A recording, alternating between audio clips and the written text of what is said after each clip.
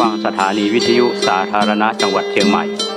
คลื่นพัฒนาคุณภาพชีวิตฉันใดบัณฑิตย่อมไม่หวั่นไหวในนินทาและสรรเสริญฉันนั้นที่นี่สถานีวิทยุสาธารณะจังหวัดเชียงใหม่ FM 92.25 เมกะเฮิรตซ์คลื่นพัฒนาคุณภาพชีวิตวัดป่าแดงมหาวิหารอำเภอเมืองจังหวัดเชียงใหม่ต่อจากนี้ไปขอเชิญท่านรับฟังรายการร่มโพดำเนินรายการโดยพระครูโคสิทธิปริยัตยาภรณ์เจ้าคณะตำบลสุเทพเขตหนึ่งเจ้าอาวาสวัดป่าแดงมหาวิหารอำเภอเมืองจังหวัดเชียงใหม่จะเสนอโดยกองทุนพระเจ้าติโลกราชกองทุนเพื่อการเผยแผ่ธรรมะและส่งเสริมการศึกษาของพระภิกษุสามเณรเด็กและเยาวชน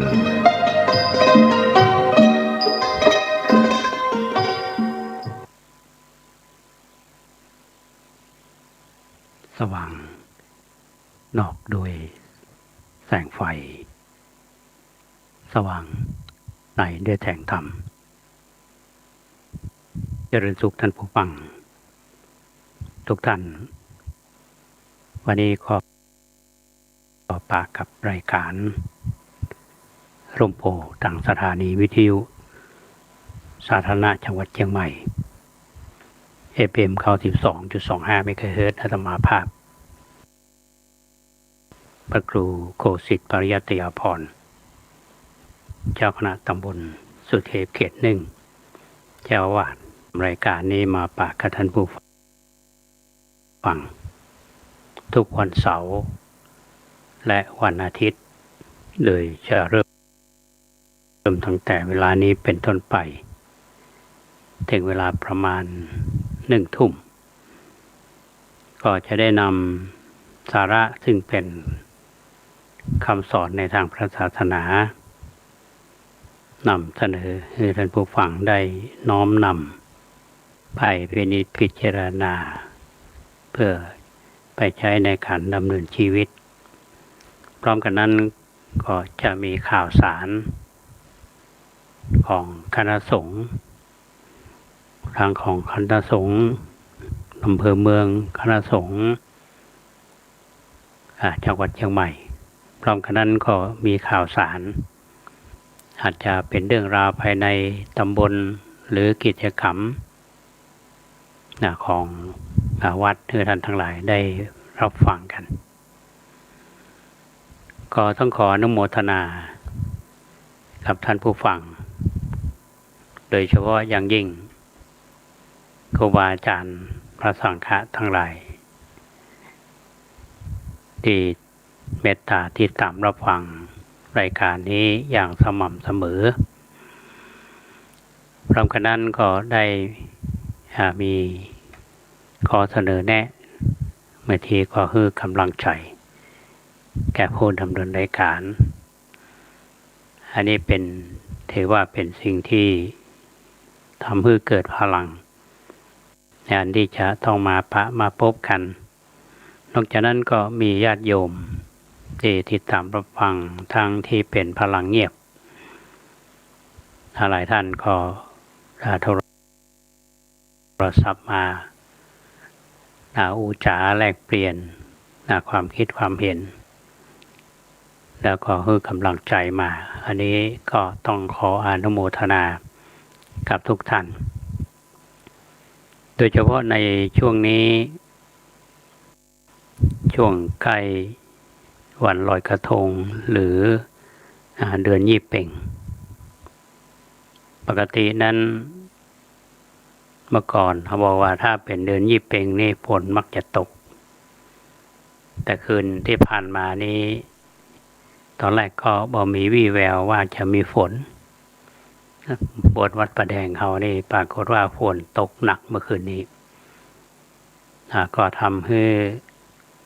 ต้นไม้ใบหญ้ามีความชุ่มฉ่ำบรรดาสัตว์นานาชนิดก็ดีอกดีใจก็ได้รับน้ำฝนได้รับความเย็นอันนี้เป็นธรรมชาติสำหรับญาติโยมเฮา ในช่วงนี้ก็อยู่ในภาวะที่เราทั้งหลายต้องระวัง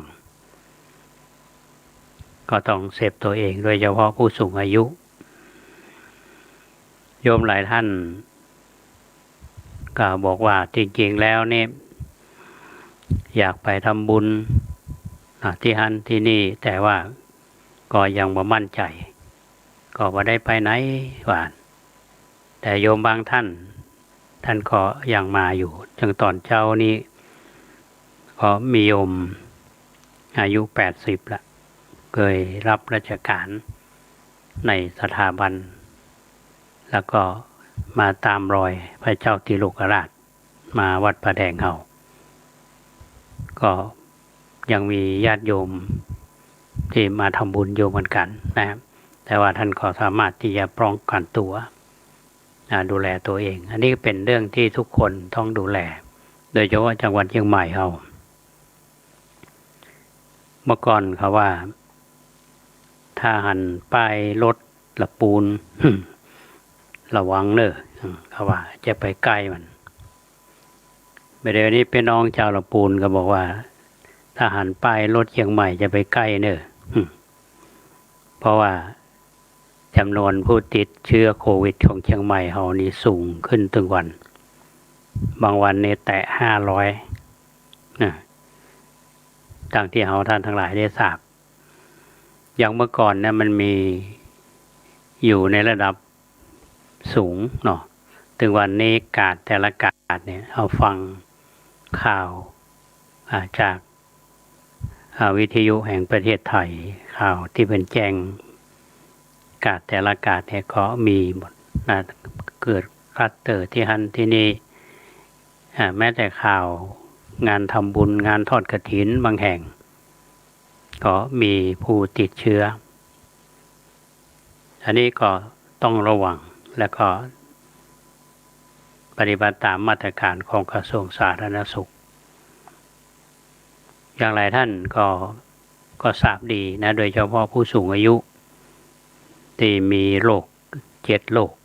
ดังที่เพิ่นว่ากันนะเพราะฉะนั้นอาตมาภาพก็ขอเป็นกำลังใจแก่ญาติโยมผู้รับฟังรายการทุกท่านและท่านที่รับฟังรายการจากทำบุญประเดี๋ยวนี้ก็ในสถานการณ์โควิดNew Normal โยมมาได้ไปวัดต่างๆอยากทำบุญก็บ่เป็นปัญหาถึงวันนี้วัดต่างๆเพิ่นก็เปิดโอกาสให้ท่านทั้งหลายได้ทำบุญกันโดยโอนเข้าบัญชีของวัดดังที่หลายท่านได้ปฏิบัติหรือบางแห่งวัดหลายวัดก็มี e-donation นะครับก็สามารถจะทำบุญได้โดยทางสรรพากรและธนาคารเพิ่นก็สัมพันธ์กันและวัดก็เป็นหน่วยงานที่จะรับบริการอันนี้ก็เป็นการอำนวยความสะดวกแก่ญาติโยมที่ทำบุญปกตินั้นคนทำบุญต้องการใบอนุโมทนาอย่างวัดต่างๆเพิ่นก็ออกใบอนุโมทนาคือนะแต่ว่าที่เป็น e-donation นี่คือวัดต้องไปลงทะเบียนกับทางสรรพากรแล้วก็ใบลงทะเบียนมาที่ธนาคารเพิ่นก็ดำเนินการคือจะทำลักษณะนี้ก็ได้เพื่อไปลดภาษีอันนี้คือการอำนวยความสะดวกคือการญาติโยมที่จะอยากทำบุญโดยความตั้งใจเหมือนกับหลายๆท่านอันนี้ก็ทักทายกันในช่วงต้นของรายการเมื่อตะกี้นี้อาตมาได้อู้ถึงเรื่องฝนเนาะเมื่อคืนในฝนตกแล้วก็เขาบอกว่าปลายฝนต้นหนาว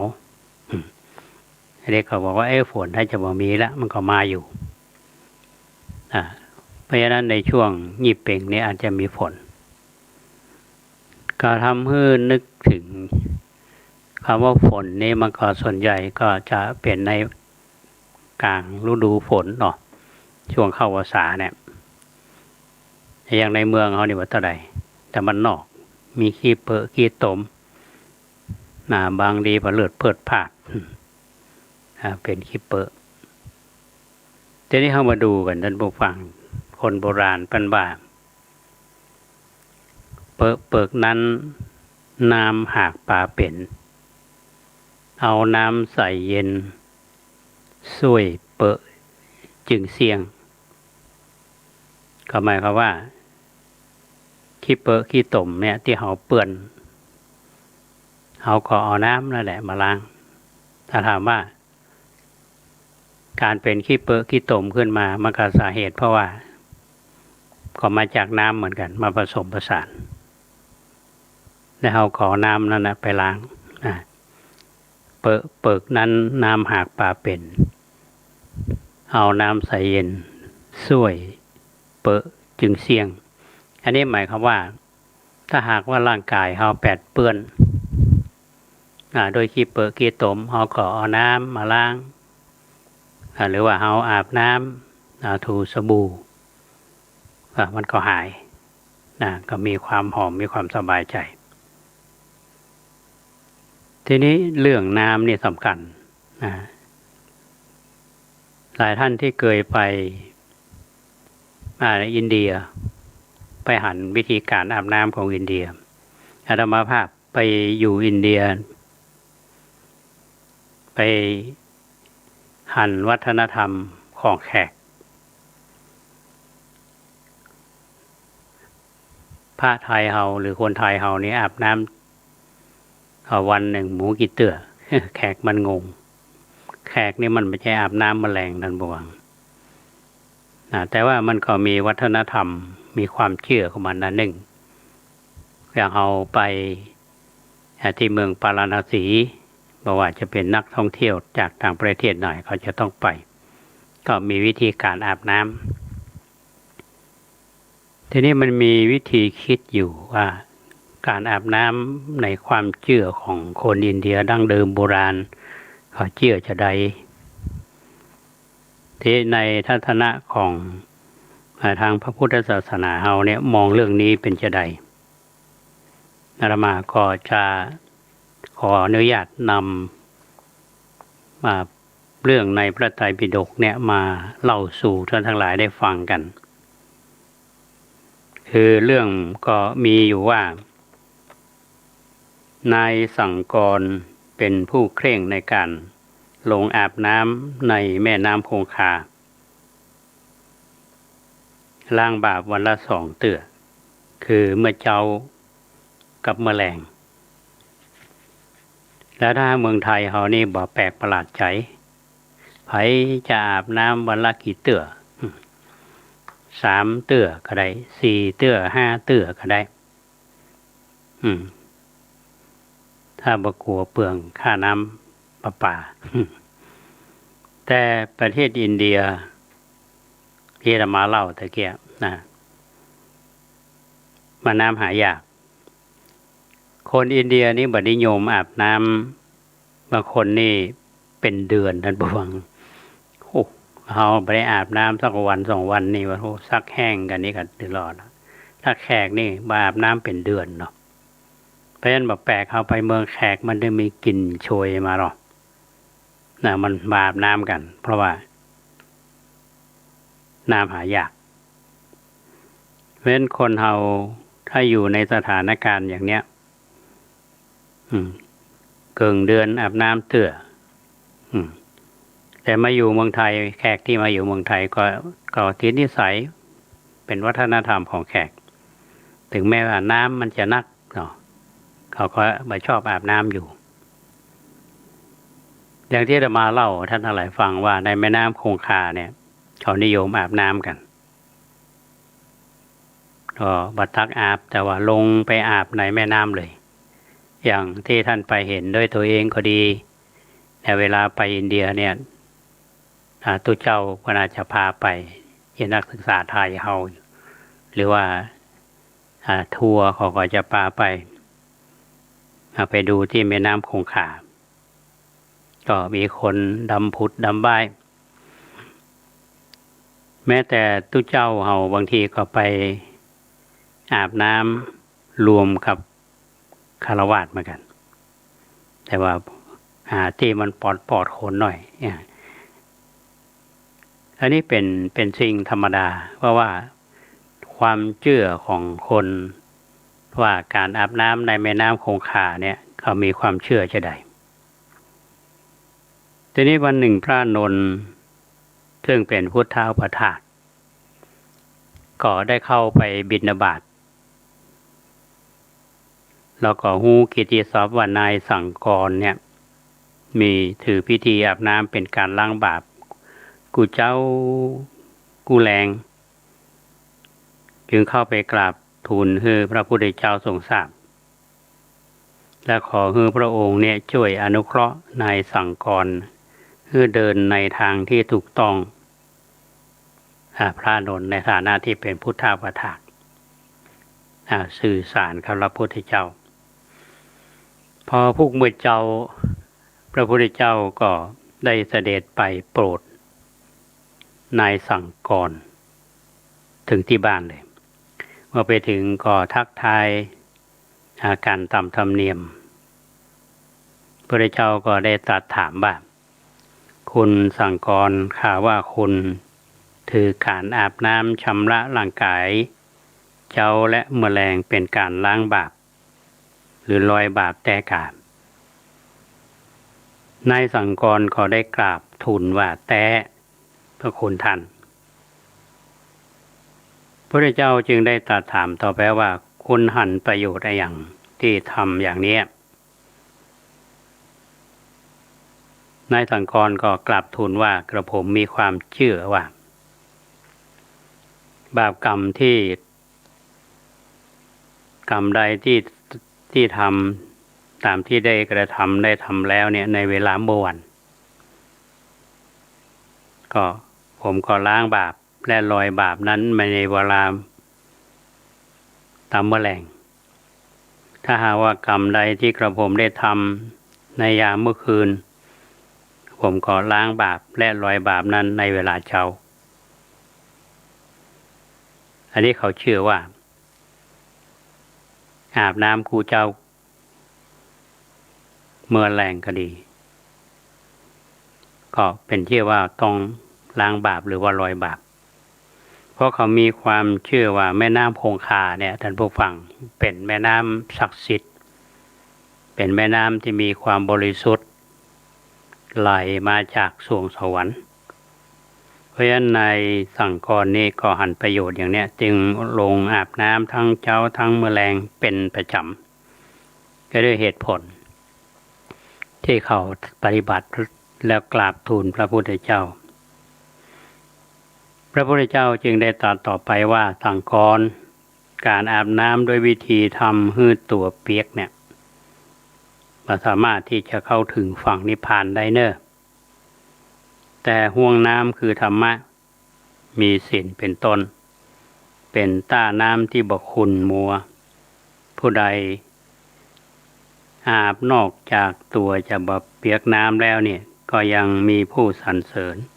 ยังเป็นที่สรรเสริญของสัตบุรุษแถมตัวในตอนก่อนได้ฟังพระดำรัสซึ่งเป็นธรรมกถาที่พระพุทธเจ้าได้ตรัสเพียงสั้นๆก็เกิดความสว่างไสวในดวงจิตแล้วก็เลิกการอาบน้ำทางร่างกายกลับมาอาบน้ำด้วยพระธรรมตามโอวาทของพระพุทธเจ้าในที่สุดนายสังกรก็ได้ปฏิญาณตนเป็นอุบาสกถึงพระรัตนตรัยตลอดชีวิตอันนี้เป็นเรื่องย่อๆท่านผู้ฟังเกี่ยวกับเรื่องการอาบน้ำเรื่องนี้มีมาในสังคารวสูตรก็เป็นพระไตรปิฎกฟังแล้วอาจารย์ได้ว่าวิธีคิดนะในตัวละครในที่นี้ก็มีท่านพระอานนท์เนาะ มีนายสังครหรือสาคละนี่แหละแล้วก็พระพุทธเจ้าในสังคมของอินเดียเนี่ยอย่างที่เขาว่านั่นสาเหตุจริงๆนี่คนถ้าหากว่าเป็นระดับชาวบ้านทั่วไปการที่บ่ใครอาบน้ำก่อน้ำมันบ่ใครมีนะแต่เวลาอาบแล้วก็มองถึงว่าอาบน้ำแล้วจะทำให้รอยบาปได้คือเพราะน้ำบริสุทธิ์โดยเฉพาะการไปอาบน้ำที่แม่น้ำคงคาพระพุทธเจ้าท่านก็ทรงมีเมตตาต่อนายสังครเนี่ยตามที่พระอานนท์ได้กราบทูลเพื่อทรงทราบแต่ท่านก็เปลี่ยนวิธีคิดท่านก็บอกว่าการอาบน้ำชำระร่างกายภายนอกก็ทำให้ตัวเขาเปียกน้ำแต่ว่าธรรมะเนี่ยก็ถือว่าเหมือนห่วงน้ำในความหมายของพระพุทธเจ้าก็คือตัวธรรมะคือคำสอนอย่างการรักษาศีลการรักษาศีลก็ทำให้จิตใจบริสุทธิ์สะอาดแล้วก็สงบนี่หมายถึงว่าการชำระจิตใจให้สะอาดคือห่วงน้ำคือธรรมะเนี่ยทำให้จิตใจสะอาดบริสุทธิ์ก็สามารถที่จะบรรลุธรรมได้ในชั้นสูงถ้ามองย้อนของวิธีการ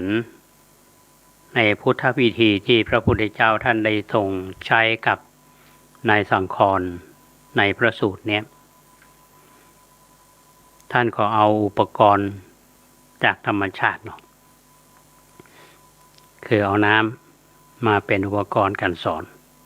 บ่ได้ใช้สื่อเทคโนโลยีใดๆทั้งสิ้นแต่ก็สามารถที่จะทำให้คนฟังเนี่ยเข้าใจในคำสอนที่พระพุทธเจ้าทรงโปรดโดยพระมหากรุณาธิคุณคนหากว่ามีปัญญาแล้วก็มีความเชื่อมั่นอยู่เป็นทุนเดิมอยู่แล้วเนี่ยก็มีความเลื่อมใสในพระรัตนตรัยก็ได้เปล่งวาจาตัวเขาเนี่ยเป็นอุบาสกนับถือพระรัตนตรัยอันนี้เป็นเรื่องที่มาในพระสูตรอย่างทุกวันนี้ท่านผู้ฟังอาจารย์ได้ว่าสภาพสังคมก็ทำให้คนสับสนวุ่นวายเหมือนกันแต่ถ้าว่าเราจะเอาอย่างมาล้างใจเรายิ่งในสถานการณ์อย่างนี้ถ้าเราเชื่ออยู่ในหลักคำสอนของทางพระศาสนาอย่างบ้านเรานี่เพิ่นว่าฮือตาลรักษาศีลเจริญภาวนาทานไมยศีลไมยภาวนาไมยเนี่ยคือจะทำให้เราได้บุญแล้วก็จิตใจอาจจะสว่างมีความเบาอันนี้เป็นเรื่องที่ทุกคนถ้านำมาปฏิบัติก็จะช่วยชีวิตของเราให้ดีขึ้นหมายความว่าให้มันเย็นลงเนาะเย็นลง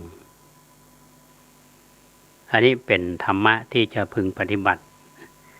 อาตมาภาพก็นำมาฝากท่านทั้งหลายโดยวิธีคิดตามพุทธวิธีที่พระพุทธเจ้าท่านได้ทรงแสดงแก่นายสาคระหรือนายสาครโดยมีท่านพระอานนท์ในฐานะที่เป็นพุทธอุปถากได้เห็นพฤติกรรมของคนนี้และมีความเชื่อมั่นว่าพระพุทธเจ้าของเรานั้นสามารถที่จะได้แสดงธรรมโปรดเขาให้ได้ถึงพระรัตนตรัย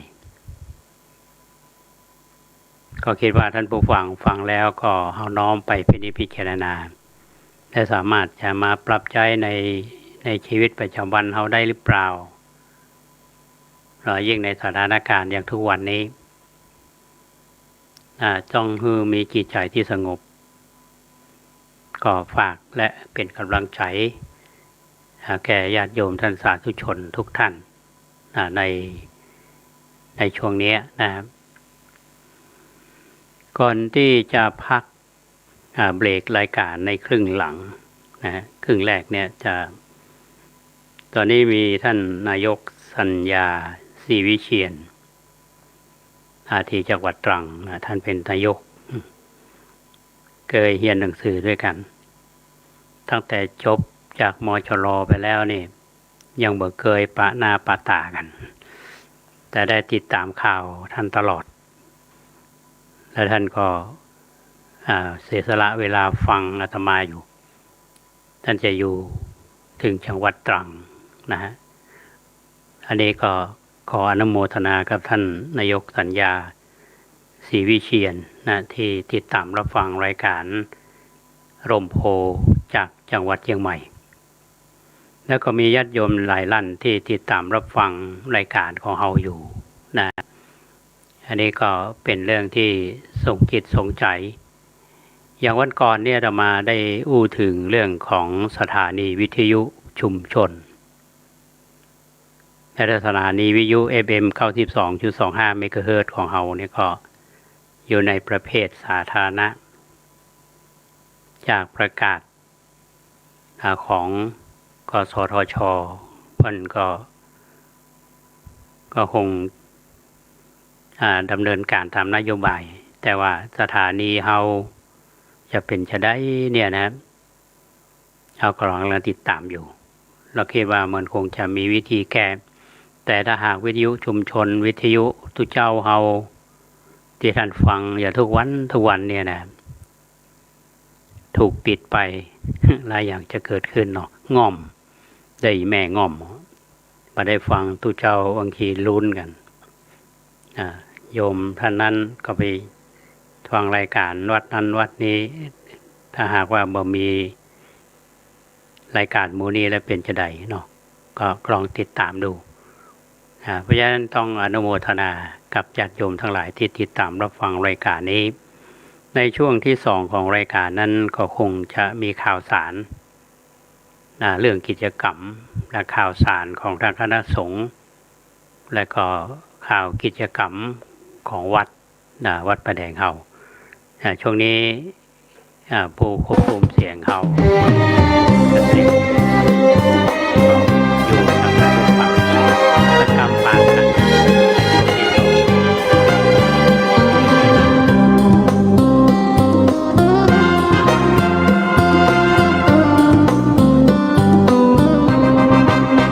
กรรมดีกว่ามงคลสืบสานกุศล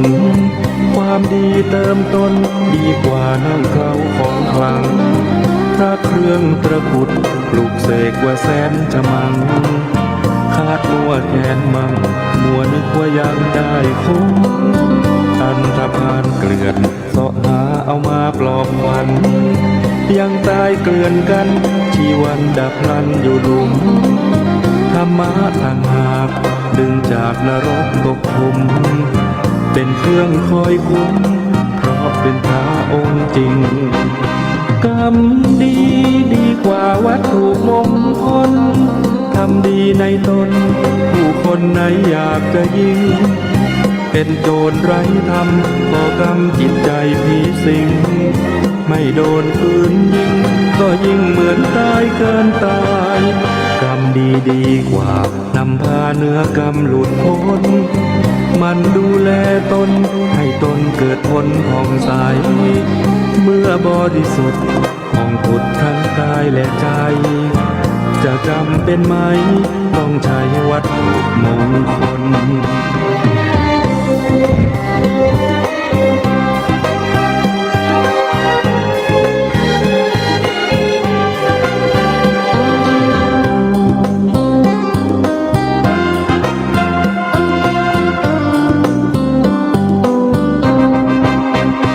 ด ว่ามงคลสืบสานกุศลความดีเติมต้นดีกว่านั่งเคล้าของขลังพระเครื่องตะกรุดปลุกเสกว่าแสนจะมังขาดมัวแขนมังมัวนึกว่ายังได้คงอันธพาลเกลื่อนเสาะหาเอามาปลอบขวัญยังตายเกลื่อนกันชีวันดับพลันอยู่หลุมธรรมะต่างหากดึงจากนรกตกขุมเป็นเครื่องคอยคุ้มเพราะเป็นพระองค์จริงกรรมดีดีกว่าวัตถุมงคล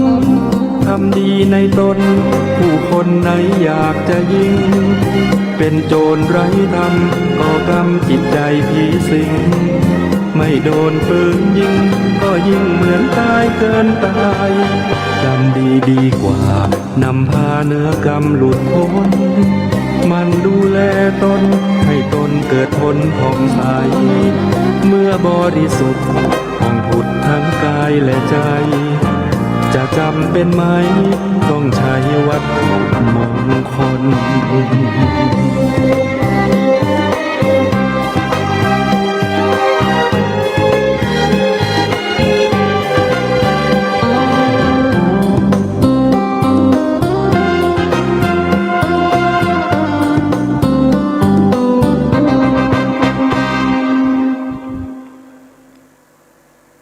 ท่าน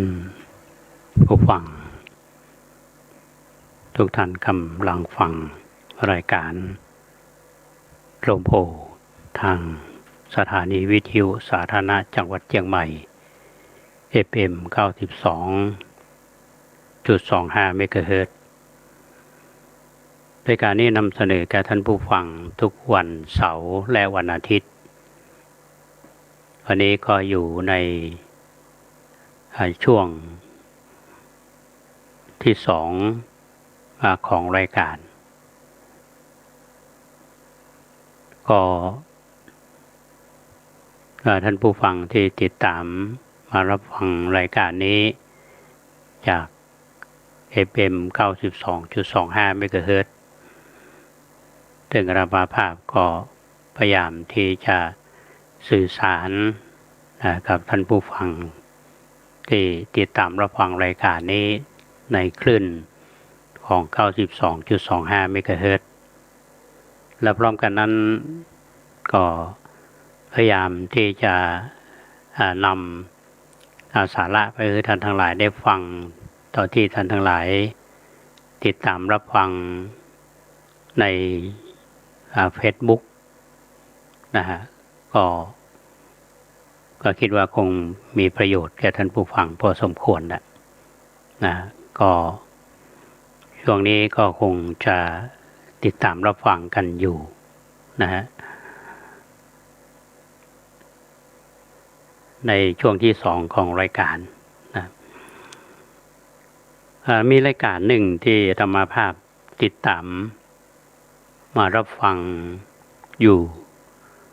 คิดว่าเป็นรายการที่ดีพอสมควรแล้วนะครับเป็นเรียกว่าบันทึกปรริญญาเก้านะบันทึกปรริญญาเก้าซึ่งอาจารย์สมหวังซึ่งเป็นอาจารย์สอนที่มหาวิทยาลัยเชียงใหม่เขาเนี่ยนะครับมันก็จัดรายการโดยเชิญผู้ที่ได้สำเร็จการศึกษาปรริญญาธรรมเข้าประโยคเพื่อที่จะมาก็ติดตามมาหลายท่านทั้งแต่ท่านอาจารย์ทองย้อยซึ่ง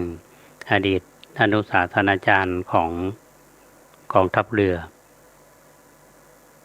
แล้วก็ที่ผ่านมาเมื่อกี่วันนี้ก็คือท่านศาสตราจารย์พิเศษร้อยโทบรรจบบรรณารุจิก็ทำให้รู้จักเรื่องส่วนตัวและก็วิธีการเรียนและก็ประโยชน์ในการศึกษาโดยเฉพาะอย่างยิ่งภาษาบาลีที่เรียกว่าเป็นภาษาโดยเฉพาะเรื่องของพระไตรปิฎกก็ฟังแล้วก็ทำให้เกิดความคิด บางคนแต่ละคนที่ได้เรียนและจบปริญญาธรรมเข้าประโยคเนี่ยต้องใช้ความอุตสาหะวิริยะและสะท้อนภาพในอดีตที่สำคัญที่สุดนั่นก็คือผู้ที่เป็นกัลยาณมิตรโดยเฉพาะครูบาอาจารย์อย่างในปัจจุบันเนี้ยบางทีพระเนรเขาก็ดีตลอดจนถึงเยาวชนก็ดีนะครับอาจจะเป็นวัยรุ่นวิธีคิดก็เหมือนกันแต่บางครั้งครูบาอาจารย์เราเนี่ยถึงเป็นมีความเมตตาและก็เป็นกัลยาณมิตรที่ใกล้ชิดถ้าได้ครูบาอาจารย์ที่มีจิตใจเมตตานี่ก็ทำให้ชีวิตดีขึ้นนะอาจจะหลงทางพ่องแต่ว่าในที่สุดมันก็ถึงเป้าหมายแห่งชีวิตและมีความพร้อมบอกท่านทั้งหลายก็คงจะได้ติดตามบันทึกประเรียน9ประโยคเนาะก็นี่ก็คืออยากให้ท่านทั้งหลายได้ติดตามโดยเฉพาะพระมาปรริญญาเฮาหรือว่าพระเนรเฮาที่จัดการศึกษาในระบบปัจจุบันเนี่ยก็ยังมีการศึกษาพระปริยัติธรรมทั้งแผนกนักธรรมแผนกบาลีนะหรือว่าแม้แต่เฮาจะเรียนสามัญในระดับโรงเรียนปริยัติที่ทำแผนกสามัญตั้งแต่ม.1 ม.2 ม.3 ม.4 ม.5 ม.6 ก็แล้วหรือว่าจะต่อในระดับอุดมศึกษาในมหาวิทยาลัยส่ง2 แห่งซึ่งปัจจุบันนี้วิทยาเขตมีทั่วประเทศทั้งของมมร.และมชร.ก็เป็นโอกาสกว้างแต่มีอันหนึ่งที่ครูบาอาจารย์ทั้งหลายเนี่ยที่เพิ่นให้ฝากพระผู้ใหญ่ที่เพิ่นหันว่าการศึกษาภาษาบาลีนะเป็นการรักษาพระพุทธพจน์อันนี้ถ้าหากว่าเอาเรียนและเข้าใจในเรื่องของภาษาก็เป็นการรักษาพุทธพจน์ที่อาตมาอู้ถึงเรื่องนี้เพราะว่าช่วงนี้จะมีการประเมินผลหรือการสอบทำสนามหลวงเมื่อวันที่15 16 17 18ตุลาคมเนี้ยมีการสอบนักธรรมชั้นตรีผ่านมาแล้วแล้วก็ยังค้างนักธรรมชั้นโทนักธรรมชั้นเอกซึ่งทางประกาศสำนักงานแม่กลองธรรมเนี่ยเพิ่นก็ได้ออกประกาศเรื่องการสอบธรรมสนามหลวงประจำปี 2564 มาละการสอบนักธรรมชั้นโทนักธรรมชั้นเอกนั้นก็จะสอบมาวันอาทิตย์ที่21 พฤศจิกายน 2564 แฮม2 ค่ำเดือน 12 เวลาตั้งแต่บ่ายโมงถึง4 โมงสอบวิชาเรียงความแก้กระทู้ธรรมวันจันทร์ที่22 พฤศจิกายน 2564 แฮม3 ค่ำเดือน 12 เวลาบ่ายโมงถึง4 โมงสอบวิชาธรรมะวันอังคารที่23 พฤศจิกายน 2564 แฮม4 ค่ำเดือน 12 บ่ายโมงถึง4 โมงสอบวิชาพุทธะและวันที่พุธที่24 พฤศจิกายน 2564 แฮม5 ค่ำเดือน 12 เวลาบ่ายโมงถึง4 โมงสอบวิชาวินัยทางพระเดชพระคุณท่านเจ้าคุณพระเทพปริยัติเจ้าคณะจังหวัดเชียงใหม่ท่านก็ได้ลงนามในคำสั่งคือพระสังฆาธิการเรารับผิดชอบเกี่ยวกับการจัดสอบธรรมทุกอำเภอแล้วก็จะมาสอบรวมกันอย่างในส่วนกลางเขาจะหันได้ว่าสนามสอบที่1นี้มีที่วัดพระสิงห์บรมมหาวิหารสนามสอบที่2คือวัดเชตุพนสนามสอบที่3ก็คือวัดศรีโสดาอาตมาภาพได้รับคำสั่งคือปฏิบัติหน้าที่เป็นผู้อำนวยการในการสอบทำสนามหลวงที่สนามสอบวัดศรีโสดา ก็จะมีทั้งนักธรรมชั้นตรีนักธรรมชั้นโทนักธรรมชั้นเอกเอาขออภัยนักธรรมชั้นตรีสอบไปละนักธรรมชั้นโทนักธรรมชั้นเอกนะก็จะสอบตามรายวิชาที่อาตมาได้แจ้งที่นำมาอู้ท่านผู้ฟังได้ฟังนะครับท่านที่เคยอยู่ในแวดวงให้การศึกษาของคณะสงฆ์เนี่ยจะเข้าใจอาตมาเคยอู้เมื่อวันสอบธรรมนักธรรมชั้นตรีเนี่ยมีลักษณวโกวาทสิ่งที่แรกที่เรียนคือเรื่องของสติสัมปชัญญะเรายังคิดว่าคนที่ทำหลักสูตรเนี่ยทำไมต้องเอาเรื่องสติและสัมปชัญญะไปเรียนก่อนนะถ้าเรามีสติเนี่ยเราบ่ประมาทเนี่ยมันครอบคลุมไปหมดทุกอย่างท่านผู้ฟังตอนเรียนเนี่ยเขาอาจจะมองมาหันคุณค่าของมันนะท่านอาจารย์สัญญาธรรมศักดิ์อดีตนายกรัฐมนตรีเนี่ยเป็นเล่าไว้ว่าตอนที่ท่านบวชเป็นพระนวากะเนี่ยท่านอ่านหนังสือนวโกวาทท่านบอกว่านวโก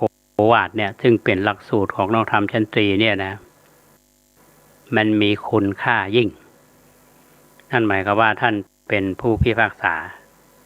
อยู่ในวงการเนี่ยท่านก็มองหันธรรมะว่าสามารถที่จะนำไปใช้ในชีวิตของคนเฮาได้ทุกสาขาอาชีพแต่พระเนรเฮาบางทีเฮาเหียนอย่าช่วงนี้เฮาอาจจะมาหันประโยชน์นะพอเฮาไปทำงานไปรับราชการก็ดีไปทำงานในภาครัฐก็ดีภาคเอกชนก็ดีก็หันว่าโอ้คำสอนของพระพุทธเจ้าหรือคำสอนทางศาสนาเนี่ยมันสามารถที่จะช่วยนะเพราะฉะนั้นญาติโยมท่านทั้งหลายที่เฮามีโอกาสได้สนับสนุนบรรดาพระสงฆ์องค์เนรเฮาตามวัดวาอารามต่างๆท่านได้เรียนนักธรรมชั้นตรีนักธรรมชั้นโทนักธรรมชั้นเอกและทางตรงและทางอ้อมในวัดวาอารามต่างๆเนี่ยญาติโยมใส่บาตรคือบรร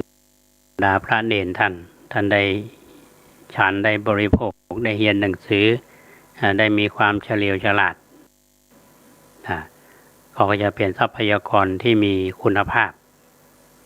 ถ้าหากมีความรู้ทั้งทางธรรมและทางโลกเหมือนกับคนอ่านเอามาใช้ในการดำเนินชีวิตได้อันนี้เป็นเรื่องที่น่าชื่นชมและอนุโมทนาเพราะฉะนั้นในช่วงของวันที่21พฤศจิกายน22 23 24เนี่ยหลังลอยกระทงก็จะมีพระเนรซึ่งเป็นลูกเป็นหลานของเฮาเนี่ยสอบนักธรรมอันนี้ก็เป็นข่าวของคณะสงฆ์ที่ท่านทั้งหลายได้รับทราบทีนี้มีข่าวที่เกี่ยวข้องกันเนี่ยท่านผู้ฟังว่าช่วงนี้เป็นช่วงที่เป็นเทศกาลเนาะเมื่อออกพรรษามาแล้วเนี่ยก็จะก่อนถึงยี่เป่งก็จะมีการทอดกฐินพันช่วงนี้หมู่เฮาชาวพุทธทั้งหลายเนี่ยก็จะพาคณะไปทอดกฐินอย่างวัดที่เป็นพระลำหลวงก็มีกฐินพระราชทานอาจจะเป็นกระทรวงทบวงกรมหน่วยงานหรือเอกชนขอรับพระราชทานกฐินพระราชทานบางวัดก็ทอดไปแล้วแล้วก็มีกฐินราชเรียกว่ากฐินสามัคคีก็มีการทอดกฐินกันในช่วงของวัดประแดงเฮาเนี่ยท่านผู้ฟังก็ถึงเป็นวันพุธปกตินั้นเราจะเอาวันหยุดวันอาทิตย์เนาะอย่างกูปีเขาคิดว่าวันอาทิตย์นี่คนจะมาคนหยุดนะปีนี้ทางวัดเฮาได้รับความเมตตาจากท่านรองศาสตราจารย์ดร.ธงชัย ฟองสมุทรคณะบดีคณะวิศวกรรมศาสตร์มหาวิทยาลัยเชียงใหม่ท่านก็เอาวันธรรมดาคือวันพุธก็เป็นวันทอดกฐินเพราะฉะนั้นวันที่10เตรียมแล้วก็องค์กฐินแล้วก็นำมาทอดที่วัดป่าแดงมหาวิหารเอาก็ซึ่งทางคณะวิศวกรรมศาสตร์ได้ให้ความร่วมมือนะครับกับวัดป่าแดงเอามาตั้งแต่ปี2551ท่านผู้ฟังตอนนั้นท่านผู้ช่วยศาสตราจารย์ดร.เสริมเกียรติจอมจันยองเป็นคณบดีท่านได้มาทอดพระป่าและอาตมาก็ได้เล่าท่านฟังว่าวัดป่าแดงเอาเนี่ยจะทำนั้นทางมหาวิทยาลัยเชียงใหม่โดยท่านอธิการบดีและก็มีทีมงานวิจัยโดยคณะวิศวกรรมศาสตร์ก็ได้ทำวิจัยขึ้นมาเรื่องหนึ่งคือโครงการศึกษาประวัติศาสตร์พระพุทธศาสนาและพัฒนาวัดป่าแดงอย่างยั่งยืนแล้วก็ออกมาเป็นแผนแม่บทในการพัฒนาเนี่ยการพัฒนาวัดเฮาก็อยู่ในโครงการของคณะวิศวกรรมศาสตร์ได้รับความร่วมไม้ร่วมมือจากท่านผู้ช่วยศาสตราจารย์ดร.นัทบรยศอดีตคณบดีแต่ปัจจุบันนี้ท่านเป็นรองอธิการบดีเทคโนโลยีและดิจิตอลโครงการที่การออกแบบอย่างก็ดีนะโดยเฉพาะในการบูรณะบันไดนาคมีการทำกำแพงซึ่งก็มาเป็นรูปธรรมในสมัยที่ท่านรองศาสตราจารย์ดร.ธงชัยฟองสมุทรท่านคณบดีท่านปัจจุบันเนี่ยก็ได้ออกแบบแล้วก็ดำเนินการในการวางศิลาฤกษ์และดำเนินการก่อสร้างบูรณะบันไดนาคซึ่งในขณะนี้งานก็เสร็จไปในงวดที่1อย่างงวดที่2ซึ่งก็ได้ดำเนินการไปแล้วก็มีญาติโยมได้เป็นเจ้าภาพช่วยกันมาสำเร็จในระดับหนึ่งแล้วก็คงจะมีงานต่อก็คือการทาสีตัวพญานาคแล้วก็ญาติโยมหลายท่านรับเป็นเจ้าภาพชานพักชานพักนี่ก็คือเป็นที่ย่างเนาะคือเตียวลงมาเนี่ยซาวขั้นแล้วก็มายืนเนาะพักแต่ถ้าขึ้นเนี่ยขึ้นไปหลายๆขั้นอิฐเอาก็ไปย่างชานพักมีอยู่12นะฮะก็มีหลายท่านรับเป็นเจ้าภาพก็คิดว่าก็จะสำเร็จตามสัญญาวันที่30หลังจากนั้นก็เป็นงานแฮมประเภทหนึ่งก็จะมีผู้มารับชมงานอันนี้ก็เป็นบุญเป็นกุศลนะที่ทางคณะแล้วก็ญาติโยมที่หูข่าวก็มาร่วมกันเป็นเจ้าภาพเป็นก็ขับเคลื่อนมาแล้วในส่วนของกำแพงด้านบนฝั่งกำแพงวัดป่าแดงเนี่ยตั้งแต่เรามาอยู่มาตั้งแต่ปี2542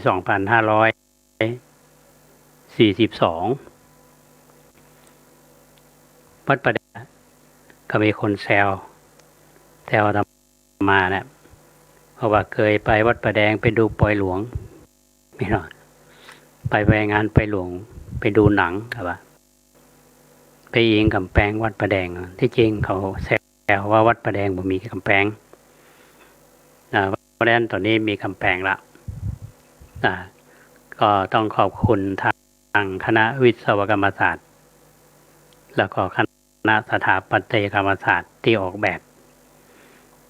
เวลาผลวัดเนี่ยมันมี186 เมตรแต่วันได้กำแพงเนี่ยมันจะมีเป็นช่อง2 เมตรเกิงเนาะ2 เมตรเกิงไปหาร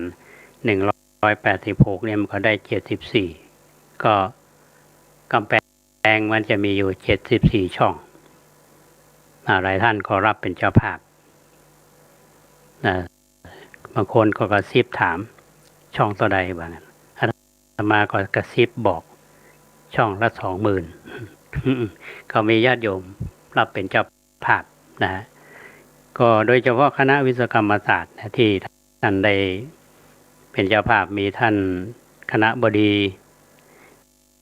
คณะวิศวกรรมศาสตร์ท่านรองศาสตราจารย์ดร.ธงชัยฟองสมุทรนะครับและนอกจากนั้นก็ยังมีผู้ช่วยศาสตราจารย์ดร.ภัทรพรขมลเพชรท่านเป็นรองคณบดีฝ่ายบริหารการคลังและก็วัสดุนี่เป็นเจ้าภาพ1 ช่องแล้วก็มีท่านเลขาคุณพันนีโสจีธรรมพรก็เป็นเจ้าภาพพร้อมด้วยครอบครัวและก็มีทำหลายท่านที่รับเป็นเจ้าภาพคนละช่องแล้วหลายท่านก็ร่วมทำบุญกันมาตามกำลังศรัทธาบอกว่ากำแพง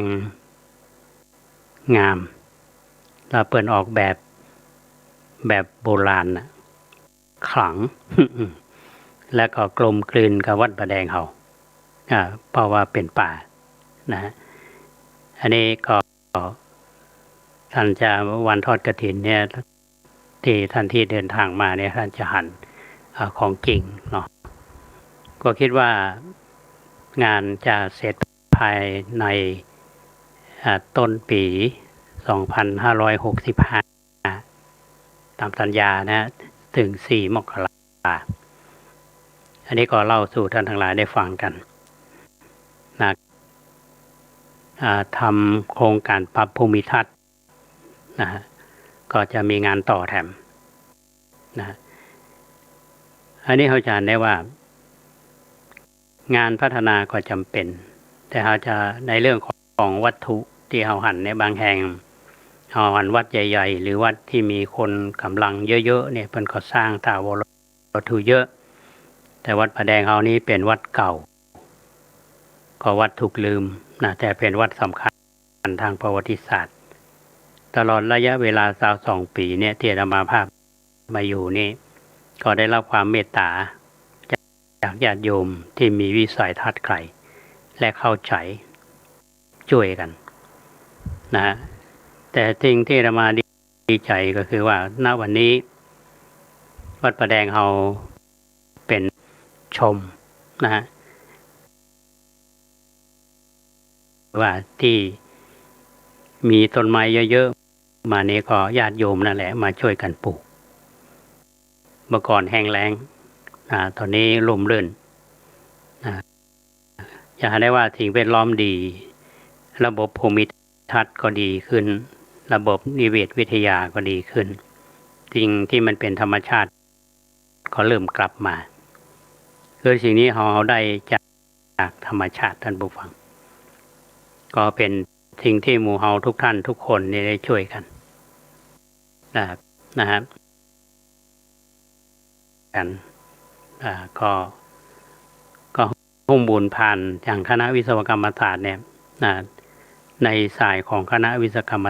ศาสตร์ในมช.แล้วก็ญาติโยมที่เป็นสายบุญเฮาที่เคยร่วมบุญกันมาเพื่อนก็ร่วมกันเป็นกรรมการนะฮะเพราะฉะนั้นปีนี้อยู่ในสถานการณ์ที่ต้องปรับตัวNew Normal นะครับก็เน้นย้ำกันอยู่เมื่อวันประชุมที่ผ่านมานั้นบอกว่าเราต้องปฏิบัติตามมาตรการของกระทรวงสาธารณสุขอย่างเคร่งครัด เอาก็ขอความร่วมมือไปทางอสมหมู่14กลุ่มสตรีแม่บ้านและก็คณะกรรมการหมู่บ้านช่วยกันแล้วก็ญาติโยมภาพกฐินก็ดีหรือจะร่วมกันเป็นเจ้าภาพเข้ากล่องเนาะเข้ากล่องมันจะมีโรงทานมีหม้อมีไหแล้วประเดี๋ยวนี้นะ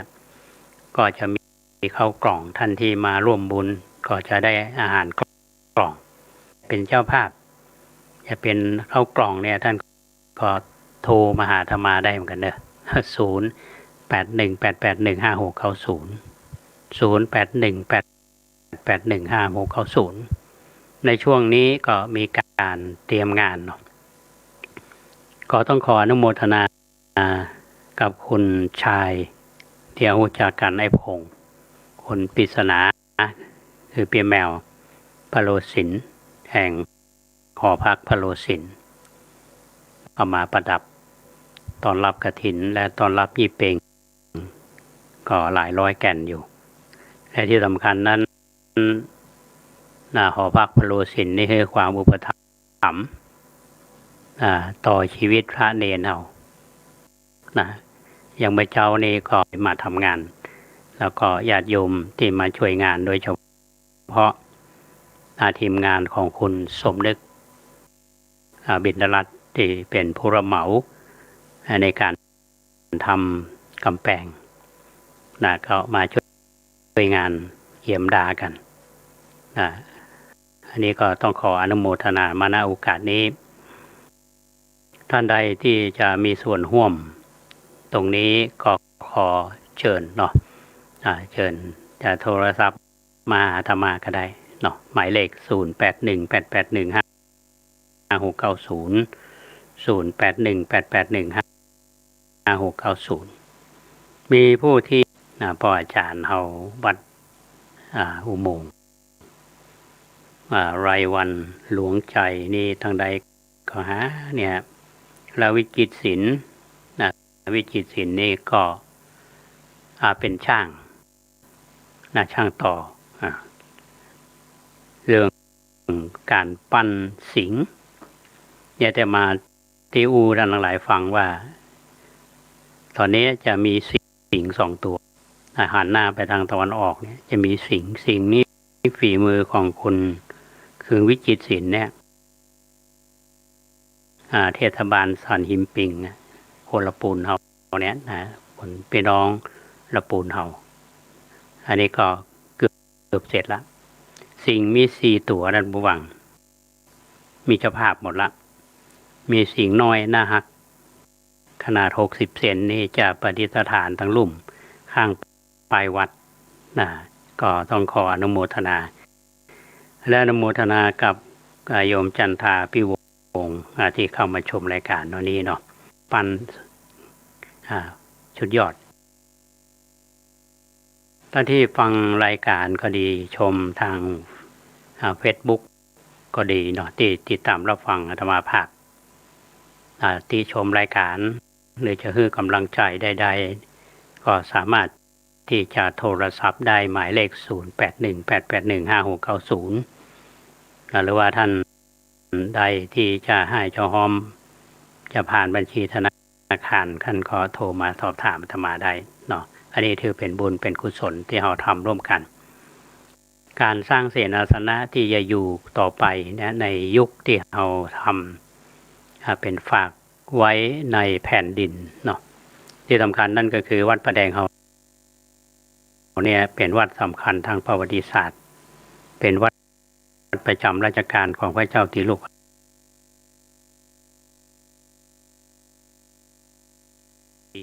ทั้งที่เป็นแง่ของประวัติศาสตร์แล้วก็ทางมากเกินไปยังโยมหลายท่านมาหาอาตมาเนี่ยบอกว่าหลวงพ่อนั่นถาวรวัตถุต่างๆเนี่ยก็น่าจะเอาพอเหมาะพอควรขอให้สร้างสิ่งแวดล้อมรอบๆตัวเนี่ยโดยเฉพาะความร่มรื่นอย่างโยมหลายท่านเนี่ยบอกว่า1ร่มรื่น2สะอาด3ความเป็นระเบียบเรียบร้อย วัดพระแดงเราก็ได้ความร่มรื่นสะอาดก็พอใช้ได้อยู่เรียบร้อยก็น่ายังมาเต็มคะแนนยังมาเต็มเตือเนาะอันนี้ก็เป็นสิ่งที่เล่าท่านทั้งหลายฟังวันอาตมาอยู่มา22 ปีนั่นดีได้เพราะญาติโยมทุกท่านช่วยกันนะถือว่าเราเป็นชาวพุทธเราคือการสนับสนุนกิจกรรมของเราหลายๆวัดนี่โอ้สุดยอดนะก็ขออนุโมทนาบุญนะวันนี้พอเวลาแล้วก็คงจะได้ฟังข่าวจากสถานีวิทยุกระจายเสียงแห่งประเทศไทยแล้วก็ขอแจ้งกับท่านทั้งหลายได้ทราบก่อนที่จะจากกันเนาะโยมแม่คำปัน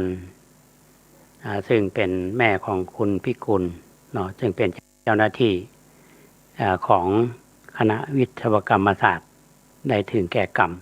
ตอนนี้ตั้งศพบำเพ็ญกุศลที่วัดสันศรีอาตมากับปนานสนันก็ไปร่วมทำบุญมาละเมื่อตอนบ่ายแล้วก็วันจันทร์นี้ปิดหน้าที่สุสานสันศรีก็แจ้งกับท่านทั้งหลายได้รับทราบที่รู้จักกับครอบครัวนี้นะก็ขอแสดงความเสียใจกับครอบครัวตัวนะวันนี้พอสมควรเวลาจากลาท่านผู้ฟังไปก่อนแล้วไว้ปะกันใหม่ในวันพรุ่งนี้ขอความสุขสวัสดีจงวังเกิดมีแก่ท่านผู้ฟังทุกท่าน